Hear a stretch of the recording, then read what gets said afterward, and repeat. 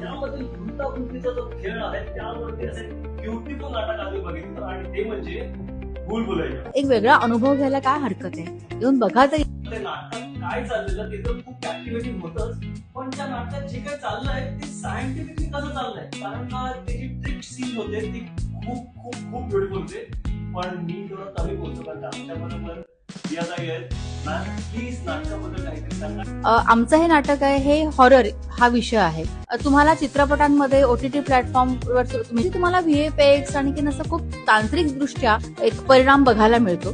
पण इथे नाटकामध्ये फक्त अभिनयच नाही, ते जे ट्रिक सीन्स आहेत किंवा जे प्रकाश योजना आहे, रंगभूषा आहे, आणखीन म्युझिक आहे, ह्या सगळ्याचं एक समीकरण आम्हाला बांधावं लागलं. लाईव्ह बघायला मिळते ते टायमिंग आहे, त्या टायमिंगचा हा खेळ असतो. स्तंभन बघाल की तुम्ही प्रेक्षक तिथे बघत बसतात. अंधश्रद्धा, श्रद्धा, सायन्स या सगळ्याचा एक छान आम्ही एका सीमारेषेवरती हे नाटक आम्ही खेळवत ठेवतो आणि अशा प्रकारचा विषय घेऊन येणं हे खरं तर धाडसाचं असतं.